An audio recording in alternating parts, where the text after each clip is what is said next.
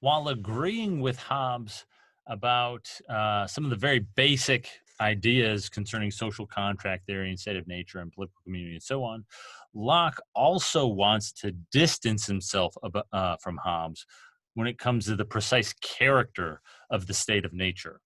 So there are some similarities. State of nature, it's this pre-political state. People are perfectly free. People are perfectly equal with one another. That all seems Hobbesian enough. But according to Locke, Hobbes's idea that the state of nature is a state of war is false. And he addresses this, Locke does, in chapter 3 of the Second Treatise of Government. So we're going to look at this very quickly. According to Locke, the state of nature is not a state of war. And in fact, he kind of sharply contrasts these two. He characterizes a state of nature as a state where people live together according to reason, without a common authority to judge between them, right? And so you have people who are around, there's no government, but they're listening to reason, according to reason. I think that's calling to mind this stuff about the law of nature. The law of nature is reason, right? So you have people living around each other, following, obeying this law of nature, and then, but there's no common authority to judge between them. So when somebody violates that law, so this is what that last clause means, when somebody violates the law of nature, there's no central authority to go to. You don't go take them to the police and then to the judge or something like that, right? That would be a common authority. Rather, in a state of nature, you have people living together according to reason, according to the law of nature. And when someone violates the law of nature, anybody can judge between the people. Everybody has that jurisdiction and power.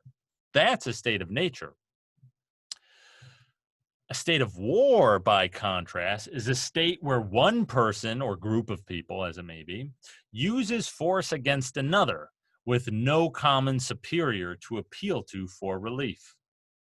And so what Locke wants to say is that, yeah, a state of war could exist in a state of nature. It could also exist in a political community or between political communities, right? States of war can exist regardless of the particular condition of human beings.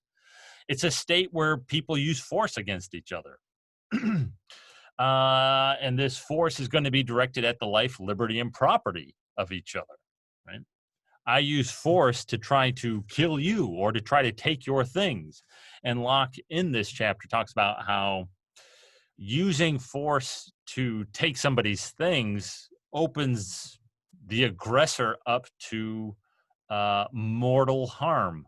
It would be justifiable, even if I'm just stealing from you, for you to kill me, according to Locke, because you put yourself, by trying to steal my things, into a state of war with me. And I have no assurance that if you're willing to violate the law this far, that you won't go further.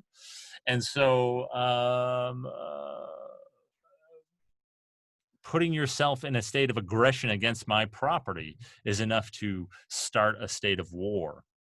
The state of war, then, how Locke wants to say, is entirely distinct from a state of nature. Couldn't be clearer that these two things are distinct, right? A state of nature is, these two states are as distinct from each other. I'm not going to be able to remember the exact words here, but this is what Locke says. The state of nature and the state of war are as distinct from each other as a state of goodwill and peaceable living is from a state of malice and violence and envy and so on, right? And so what he's kind of doing there, what he's creating in the reader, is this idea that the state of nature is kind of, peaceful, serene, Edenic. Right? There's a nice word for you. Whereas the state of nature, or the state of war, I should say, yeah, that's nasty and violent and brutish and so on. But the state of nature is not a state of war.